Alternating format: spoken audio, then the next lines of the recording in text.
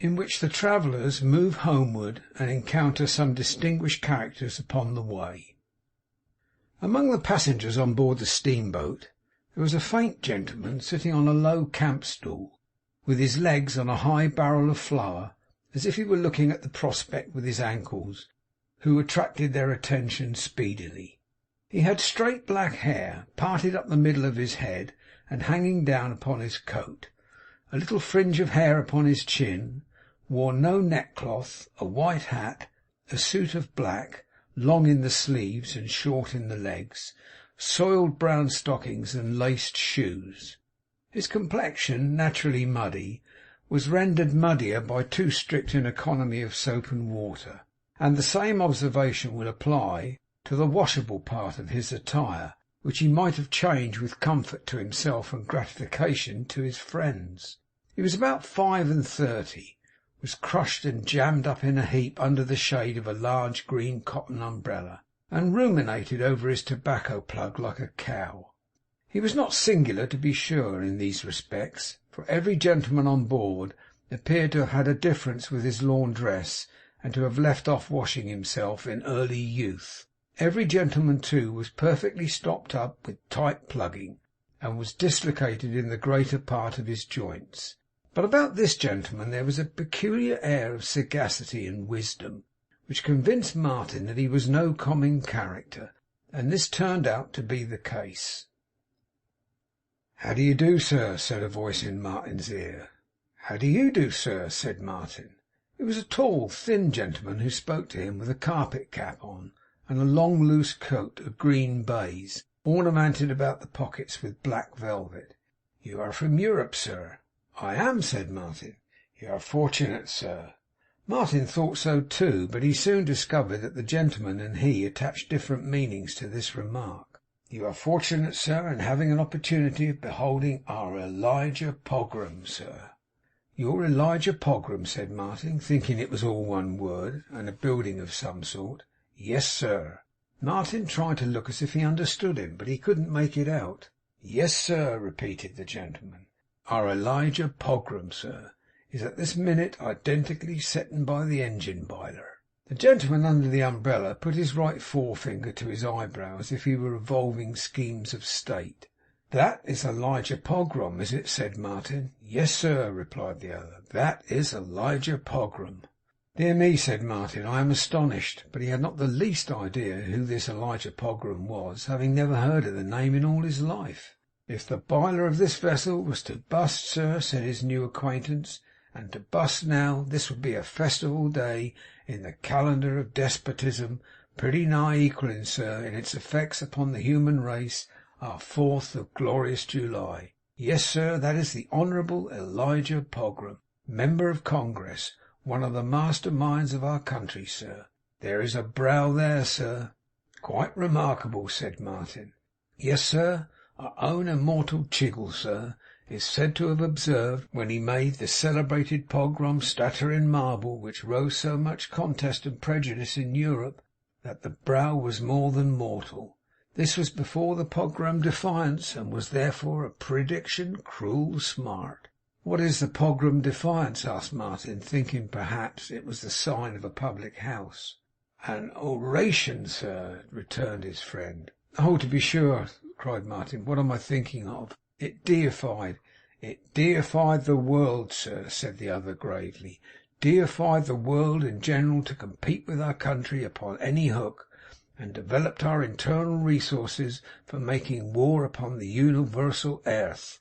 You would like to know Elijah Pogram, sir?" "If you please," said Martin.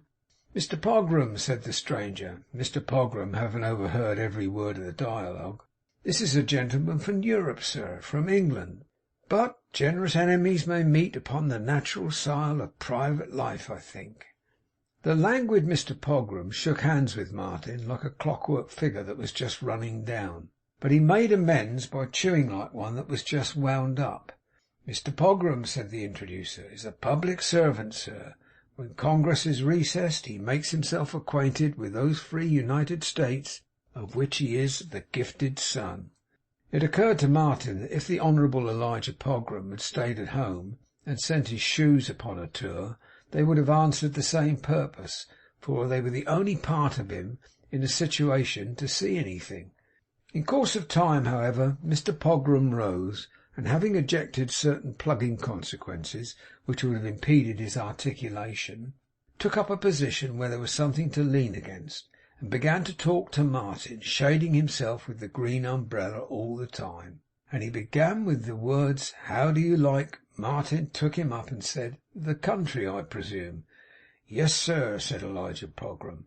A knot of passengers gathered round to hear what followed, and Martin heard his friend say, as he whispered to another friend and rubbed his hands, "Pogram will smash him into sky blue fits, I know." "Why," said Martin, after a moment's hesitation, "I have learned by experience that you take an unfair advantage of a stranger when you ask that question. You don't mean it to be answered except in one way. Now, I don't choose to answer it in that way, for I cannot honestly answer it in that way, and therefore I would rather not answer it at all." But Mr Pogram was going to make a great speech in the next session about foreign relations, and was going to write strong articles on the subject, and as he greatly favoured the free and independent custom, a very harmless and agreeable one, of procuring information of any sort in any kind of confidence, afterwards perverting it publicly in any manner that happened to suit him, he had determined to get Martin's opinion somehow or other. For if he could have got nothing out of him, he would have had to invent it for him, and that would have been laborious. He made a mental note of his answer, and went in again. "You are from Eden, sir. How did you like Eden?" Martin said what he thought of that part of the country in pretty strong terms. "It is strange," said Pogram, looking round upon the group. "This hatred of our country and her institutions, this national antipathy, is deeply rooted in the British mind." "Good heavens, sir," cried Martin, "is the Eden Land Corporation, with Mr Scadder at its head, and all the misery it has worked at its door, an institution of America, a part of any form of government that was ever known or heard of?" "I consider the cause of this to be," said Pogram, looking round again and taking himself up where Martin had interrupted him, "partly jealousy and prejudice, and partly the natural unfitness of the British people to appreciate the exalted institutions of our native land. I expect, sir," turning to Martin again, "that a gentleman named Chollop happened upon you during your location in the town of Eden?" "Yes," answered Martin, "but my friend can answer this better than I can, for I was very ill at the time. Mark, the gentleman is speaking of Mr Chollop." "Oh yes, sir. Yes, I see him," observed Mark. "A splendid example of our native raw material, sir," said Pogram interrogatively. "Indeed, sir!" cried Mark. The Honourable Elijah Pogram glanced at his friends as though he would have said, "Observe this. See what follows." And they rendered tribute to the Pogram genius by a gentle murmur. "Our fellow countryman is a model of a man, quite fresh from nature's mould," said Pogram with enthusiasm. "He is a true born child of this free hemisphere, verdant as the mountains of our country, bright and flowing as our mineral licks, unspoiled by withering conventionalities as our broad and boundless prairies. Rough he may be, so are our bars. Wild he may be, so are our buffaloes. But he is a child of nature, and a child of freedom, and his boastful answer to the despot and the tyrant is, that his bright home is in the settin' sun." Part of this referred to Chollop, and part to a Western postmaster, who, being a public defaulter, and not very long before, a character not at all uncommon in America, had been removed from office, on whose behalf Mr Pogram (he voted for Pogram) had thundered the last sentence from his seat in Congress, at the head of an unpopular president. It told brilliantly, for the bystanders were delighted, and one of them said to Martin that he guessed he had now seen something of the eloquential aspect of our country, and was chawed up pretty small. Mr Pogram waited until his hearers were calm again, before he said to Mark, "You do not seem to coincide, sir." "Why," said Mark, "I didn't like him much, and that's the truth, sir. I thought he was a bully, and I didn't admire his carrying them murderous little persuaders, and being so ready to use 'em." "It's sing'lar," said Pogram, lifting his umbrella high enough to look all round from under it. It's strange you observe the settled opposition to our institutions which pervades the British mind.' 'What an extraordinary people you are!' cried Martin. 'Are Mr Chollop and the class he represents an institution here? Are pistols with revolving barrels, sword sticks, bowie knives, and such things institutions on which you pride yourself? Are bloody duels, brutal combats, savage assaults, shooting down and stabbing in the streets your institutions? Why, I shall hear next that dishonour and fraud are among the institutions of the great Republic.' The moment the words passed his lips, the Honourable Elijah Pogram looked round again. 'The morbid hatred of our institutions,' he observed, 'is quite a study for the psychological observer. He is alluding to repudiation now.' 'Oh, you may make anything of an institution if you like,' said Martin, laughing, 'and I confess you had me there, for you certainly have made that one. But the greater part of these things are one institution with us, and we call it by the generic name of Old Bailey.' The dinner bell being rung for dinner at this moment, everybody ran away into the cabin. Whether the Honourable Elijah Pogram fled with such precipitation that he forgot his umbrella was up, and fixed it so tightly in the cabin door that he could neither be let down or got out, for a minute or so this accident created a perfect rebellion among the hungry passengers behind, who, seeing the dishes and hearing the knives and forks at work, well knew what would happen unless they got there instantly, and were nearly mad, while several virtuous citizens at the table were in deadly peril of choking themselves in their unnatural efforts to get rid of all the meat before these others came. They carried the umbrella by storm, however, and rushed in at the breach. The Honourable Elijah Pogram and Martin found themselves, after a severe struggle, side by side, as they might have come together in the pit of a London theatre, and for 4 whole minutes afterwards Pogram was snapping up great blocks of everything he could get hold of, like a raven. When he had taken this unusually protracted dinner, he began to talk to Martin, and begged him not to have the least delicacy in speaking with perfect freedom to him, for he was a calm philosopher, which Martin was extremely glad to hear, for he had begun to speculate on Elijah being a disciple of that other school of republican philosophy, whose noble sentiments are carved with knives upon a pupil's body, and written not with pen and ink, but with tar and feathers. 'What do you think of my countrymen who are present, sir?' inquired Elijah Pogram. 'Oh, very pleasant,' said Martin. They were a very pleasant party. No man had spoken a word. Every one had been intent as usual on his own private gorging, and the greater part of the company were decidedly dirty feeders. The Honourable Elijah Pogram looked at Martin as if he thought, 'You don't mean that, I know,' and he was soon confirmed in this opinion. Sitting opposite them was a gentleman in a high state of tobacco, who wore quite a little beard composed of the overflowing of that weed, as they had dried about his mouth and chin, so common an ornament that it would have scarcely attracted Martin's observation, but that this good citizen, burning to assert his equality against all comers, sucked his knife for some moments, and made a cut with it at the butter, just as Martin was in the act of taking some. There was a juiciness about the deed that might have sickened a scavenger. When Elijah Pogram, to whom this was an everyday incident, saw that Martin put the plate away and took no butter, he was quite delighted, and said, 'Well, the morbid hatred of you British to the institutions of our country is astonishing.' 'Upon my life,' cried Martin in his turn, 'this is the most wonderful community that ever existed. A man deliberately makes a hog of himself, and that's an institution.' 'We have no time to acquire forms, sir,' said Elijah Pogram. 'Acquire!' cried Martin. 'But it's not a question of acquiring anything. It's a question of losing the natural politeness of a savage, and that instinctive good breeding which admonishes one man not to offend and disgust another. Don't you think that man over the way, for instance, naturally knows better, but considers it a very fine and independent thing to be a brute in small matters? He is a native of our country, and is naturally bright and spry, of course,' said Mr Pogram. 'Now observe what this comes to, Mr Pogram,' pursued Martin. 'The mass of your countrymen begin by stubbornly neglecting little social observances, which have nothing to do with gentility, custom, usage, government, or country, but are acts of common, decent, natural, human politeness. You abet them in this by resenting all attacks upon their social offences as if they were beautiful national features.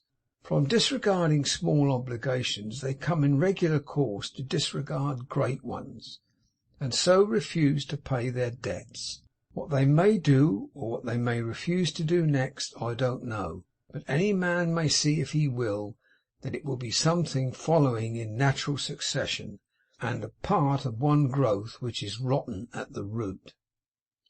The mind of Mr. Pogram was too philosophical to see this, so they went on deck again, where, resuming his former post, he chewed until he was in a lethargic state, amounting to insensibility. After a weary voyage of several days, they came again to that same wharf where Mark had been so nearly left behind on the night of starting for Eden. Captain Kedgick, the landlord, was standing there, and was greatly surprised to see them coming from the boat.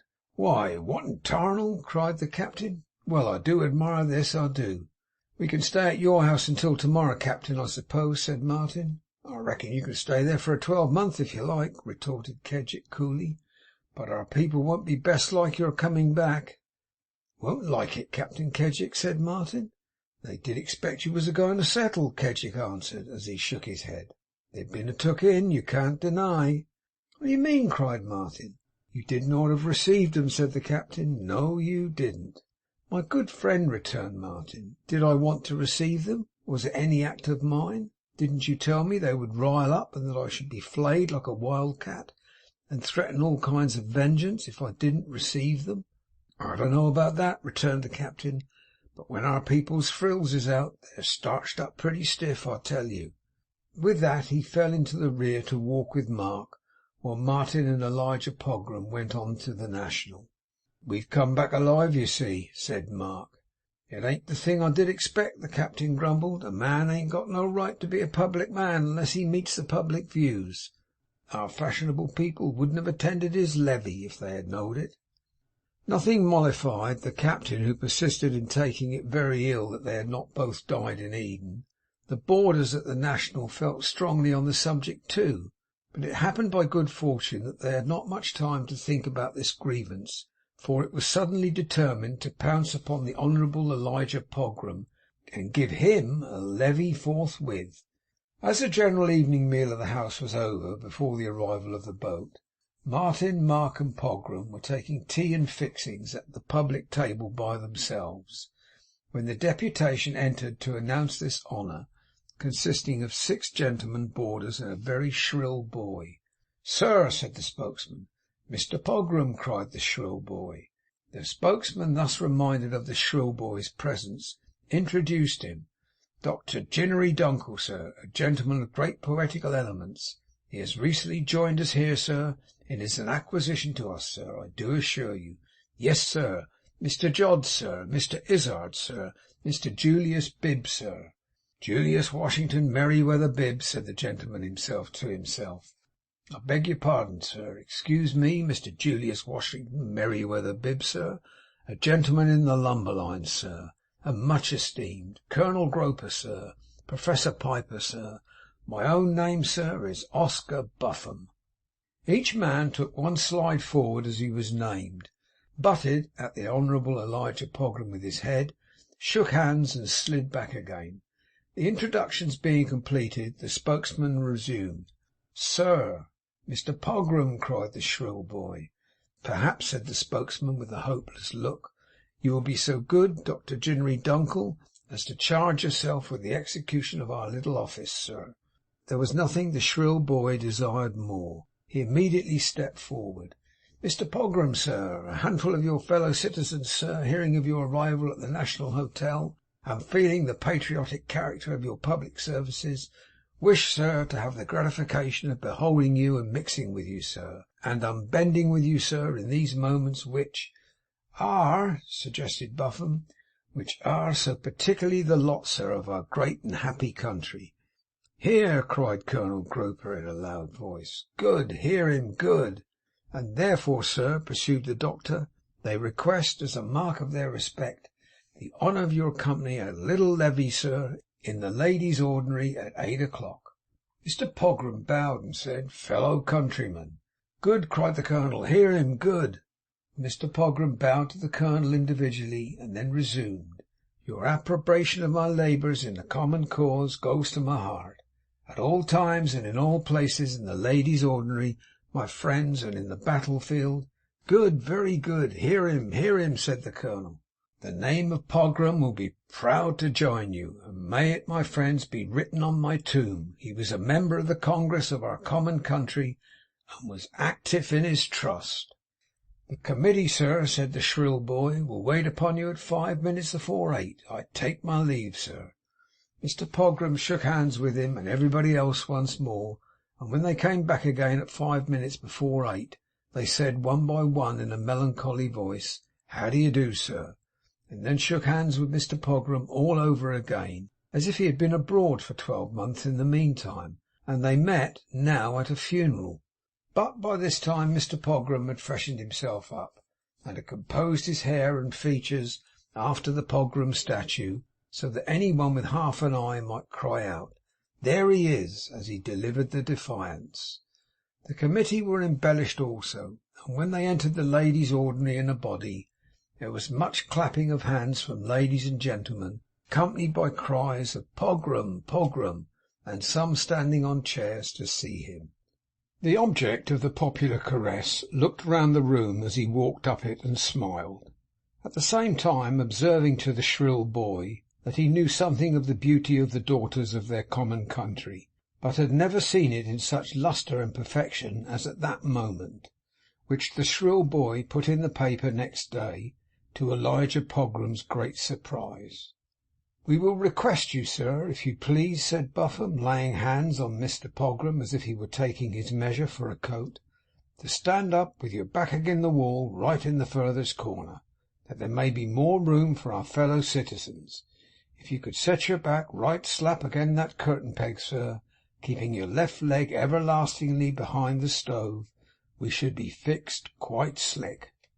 Mr Pogram did as he was told, and wedged himself into such a little corner that the Pogram statue wouldn't have known him. The entertainments of the evening then began.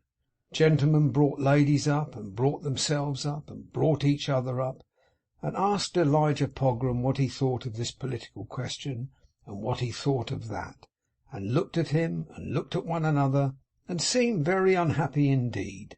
The ladies on the chairs looked at Elijah Pogram through their glasses, and said audibly, I wish he'd speak. Why don't he speak?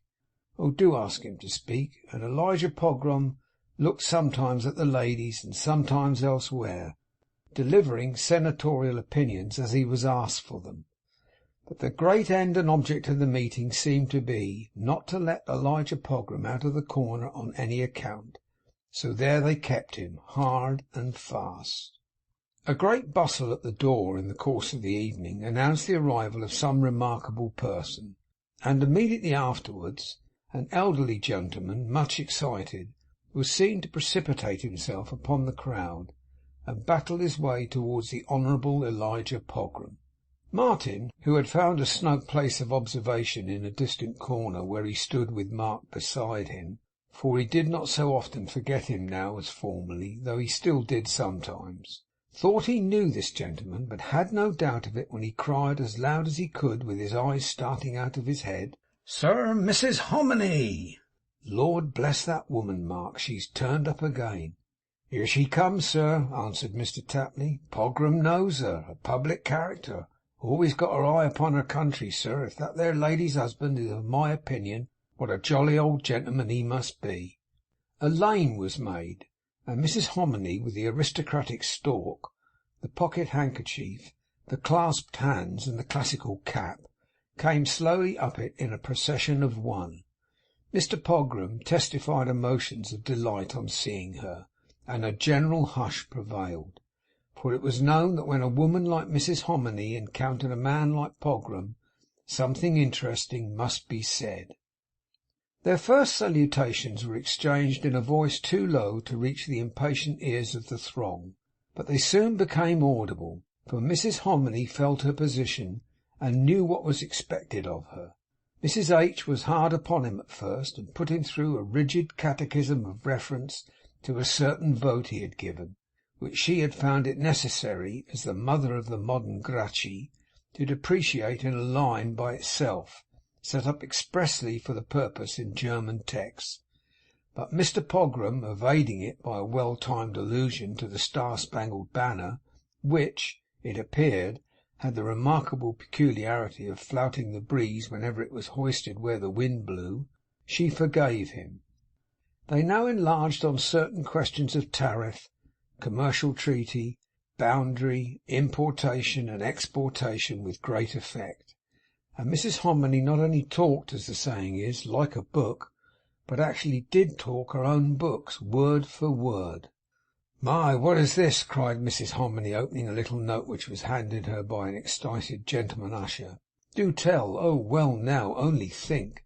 And then she read aloud as follows: "Two literary ladies present their compliments to the mother of the modern Gracchi, and claim her kind introduction, as their talented countrywoman, to the Honourable and Distinguished Elijah Pogram, whom the two LLs have often contemplated in the speaking marble of the soul-subduing Chiggle." On a verbal intimation from the mother of the M.G. that she will comply with the request of the two L.L.s, they will have the immediate pleasure of joining the galaxy assembled to do honour to the patriotic conduct of a Pogram. It may be another bond of union between the two L.L.s and the mother of the M.G. to observe that the two L.L.s are transcendental. Mrs Hominy promptly rose and proceeded to the door, where she returned after a minute's interval with the two L.L.s, whom she led through the lane in the crowd, with all that stateliness of deportment which was so remarkably her own, up to the great Elijah Pogram. It was, as the shrill boy cried out in an ecstasy, quite the last scene from Coriolanus.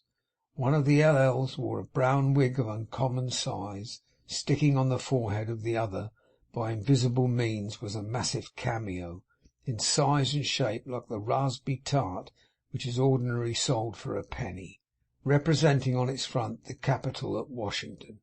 "Miss Toppet and Miss Codger," said Mrs Hominy. "Codger is a lady so often mentioned in the English newspapers, I should think, sir," whispered Mark. "The oldest inhabitant as never remembers anything." "To be presented to a Pogram," said Miss Codger, "by a Hominy, indeed, a thrilling movement is in its impressiveness on what we call our feelings. But why we call them so, or why impressed they are, or if impressed they are at all, or if at all we are, or if there really is, gasping one, a Pogram or a Hominy, or any active principle to which we give those titles, is a topic, spirit-searching, light abandoned, much too vast to enter on at this unlooked-for crisis." "Mind and matter," said the lady in the wig, "glide swift of the vortex of immensity. Howls the sublime, and softly sleeps the calm ideal in the whispering chambers of imagination. To hear it, sweet it is, but then out laughs the stern philosopher, and saith to the grotesque, What ho! Arrest me for that agency. Go, bring it here, and so the vision fadeth." After this they both took Mr Pogram by the hand, and pressed it to their lips as a patriotic palm. That homage paid, the mother of the modern Gracchi called for chairs, and the three literary ladies went to work in earnest to bring poor Pogram out and make him show himself in all his brilliant colours. How Pogram got out of his depth instantly, and how the three L.L.s were never in theirs, is a piece of history not worth recording. Suffice it, that being all four out of their depths, and all unable to swim, they splashed upwards in all directions, and floundered about famously. On the whole, it was considered to have been the severest mental exercise ever heard in the National Hotel. Tears stood in the shrill boy's eyes several times, and the whole company observed that their heads ached with the effort, as well they might. When at last it became necessary to release Elijah Pogram from the corner, and the committee saw him safely back again to the next room, they were fervent in their admiration. "Which," said Mr Buffon, "must have a vent, or it will burst. To you, Mr Pogram, I am grateful. Towards you, sir, I am inspired with lofty veneration, and with deep emotion. The sentiment to which I would propose to give expression, sir, is this: may you ever be as firm, sir, as your marble star. May it ever be as great a terror to its enemies as you. There is some reason to suppose that it was rather terrible to its friends, being a statue of the elevated or goblin school, in which the Honourable Elijah Pogram was represented as in a very high wind, with his hair all standing on end, and his nostrils blown wide open. But Mr. Pogram thanked his friend and countryman for the aspiration to which he had given utterance, and the committee, after another solemn shaking of hands, retired to bed, except the doctor, who immediately repaired to the newspaper office, and there wrote a short poem, suggested by the events of the evening, beginning with 14 stars, and headed "A Fragment," suggested by witnessing the Honourable Elijah Pogram engaged in a philosophical disputation with 3 of Columbia's fairest daughters, by Dr. Ginnery Dunkel of Troy. If Pogram was as glad to get to bed as Martin was, he must have been well rewarded for his labours. They started off again the next day, Martin and Mark previously disposing of their goods to the storekeepers of whom they had purchased them, for anything they would bring, and were fellow travellers to within a short distance of New York. When Pogram was about to leave them, he grew thoughtful, and after pondering for some time, took Martin aside. "We are going to part, sir," said Pogram. "Pray don't distress yourself," said Martin. "We must bear it." "It ain't that, sir," returned Pogram. "Not at all. But I should wish you to accept a copy of my oration." "Thank you," said Martin. "You are very good. I should be most happy." "It ain't quite that, sir, neither," resumed Pogram. "Are you bold enough to introduce a copy into your country?" "Certainly," said Martin. "Why not?" "Its sentiments are strong, sir," hinted Pogram darkly. "That makes no difference," said Martin. "I'll take a dozen if you like." "No, sir," retorted Pogram. "Not a dozen. That is more than I require. If you are content to run the hazard, sir, here is one for your Lord Chancellor," producing it, "and one for your principal Secretary of State. I should wish them to see it, sir, as expressing what my opinions are, that they may not plead ignorance at a future time. But don't get into danger, sir, on my account." "There is not the least danger, I assure you," said Martin. So he put the pamphlets in his pocket, and they parted. Mr. Bevan had written in his letter that at a certain time, which fell out happily just then, he would be at a certain hotel in the city, anxiously expecting to see them. To this place they repaired without a moment's delay. They had the satisfaction of finding him within, and of being received by their good friend with his own warmth and heartiness. "I am truly sorry and ashamed," said Martin, "to have begged of you. But look at us, see what we are, and judge to what we are reduced." "So far from claiming to have done you any service," returned the other, "I reproach myself with having been unwittingly the original cause of your misfortunes. I no more suppose that you would go to Eden on such representations as you received, or indeed that you would do anything but be dispossessed by the readiest means of your idea that fortunes were so easily made here, than I thought of going to Eden myself. The fact is, I close with the thing in a mad and sanguine manner," said Martin, "and the less said about it the better for me. Mark here hadn't a voice in the matter." "Well, but he hadn't a voice in any other matter, had he?" returned Mr. Bevan, laughing, with an air that showed his understanding of Mark and Martin too. "Not a very powerful one, I'm afraid," said Martin with a blush. "But live and learn, Mr. Bevan. Nearly die and learn. We learnt the quicker." "Now," said their friend, "about your plans. You mean to return home at once?" "Oh, I think so," returned Martin hastily, for he turned pale at the thought of any other suggestion. "That is your opinion too, I hope?" "Unquestionably, for I don't know why you ever came here, though it's not such an unusual case. I'm sorry to say that we need go any further into that." "You don't know that the ship in which you came over with our friend General Fladdock is in port, of course?" "Indeed," said Martin. "Yes, and is advertised to sail to-morrow." This was tempting news, but tantalizing too, for Martin knew that his getting any employment on board a ship of that class was hopeless. The money in his pocket would not pay 1/4 of the sum he had already borrowed, and if it had been enough for their passage money, he could hardly have resolved to spend it. He explained this to Mr. Bevan, and stated what their project was. "Why, that's as wild as Eden, every bit," returned his friend. "You must take your passage like a Christian, at least like a Christian as a fore-cabin passenger can, and owe me a few more dollars than you intend. If Mark will go down to the ship and see what passengers there are, and finds that you can go in her without being actually suffocated, my advice is, go.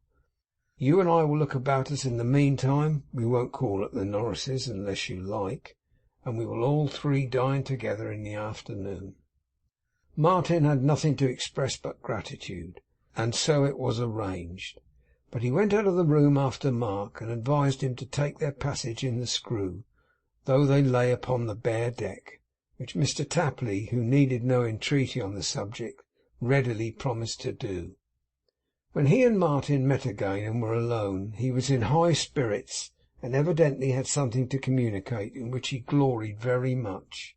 "I've done Mr. Bevan, sir," said Mark. "Done Mr. Bevan?" repeated Martin. "The cook of the Screw went and got married yesterday, sir," said Mr. Tapley. Martin looked at him for further explanation. "And when I got on board, the word was passed that it was me," said Mark. "The mate, he comes and asked me whether I'd engaged to take this said cook's place upon the passage home. For you're used to it, he says. You were always a cooking for everybody on your passage out." "And so I was," said Mark, "although I never cooked before, I'll take my oath." "What did you say?" demanded Martin. "Say?" cried Mark. "I'd take anything I could get." "If that's so," says the mate, "why, bring a glass of rum," which they brought according. "And my wages, sir," said Mark in a high glee, "pays your passage, and I put the rolling pin in your berth to take it. It's the easy one up in the corner. And there we are, rule Britannia, and Britain strike home." "There never was such a good fellow as you are," cried Martin, seizing him by the hand. "But what do you mean by doing Mr. Bevan, Mark?" "Why, don't you see?" said Mark. "We don't tell him, you know. We take his money, but we don't spend it, and we don't keep it. What we do is, write him a little note, explaining this engagement, and roll it up and leave it at the bar, to be given him after we're gone. Don't you see?" Martin's delight at this idea was not inferior to Mark's. It was all done as he proposed. They passed a cheerful evening, slept at the hotel, left the letter as arranged, and went off to the ship betimes next morning, with such light hearts as the weight of their past miseries engendered. "Good-bye, 100,000 times good-bye," said Martin to their friend. "How shall I remember all your kindnesses? How shall I ever thank you?" "If you ever become a rich man, or a powerful one," returned his friend, "you shall try to make your government more careful of its subjects when they roam abroad to live. Tell it what you know of emigration in your own case, and impress upon it how much suffering may be prevented with a little pains. Cheerily, lads, cheerily. Anchor weighed, the ship in full sail, her sturdy bowsprit pointing true to England. America a cloud upon the sea behind them." "Why, cook, what are you thinking of so steadily?" said Martin. "Why, I was a-thinking, sir," returned Mark, "that if I was a painter, and was called upon to paint the American eagle, how should I do it?" "Paint it as like an eagle as you could, I suppose." "No," said Mark, "that wouldn't do for me, sir. I should want to draw it like a bat, for its short-sightedness; like a bantam, for its bragging; like a magpie, for its honesty; like a peacock, for its vanity; like a ostrich, for putting its head in the mud and thinking nobody sees it; and like a phoenix, for its power of springing up from the ashes of its faults and vices, and soaring up anew into the sky," said Martin. "Well, Mark, let us hope so." Chapter 34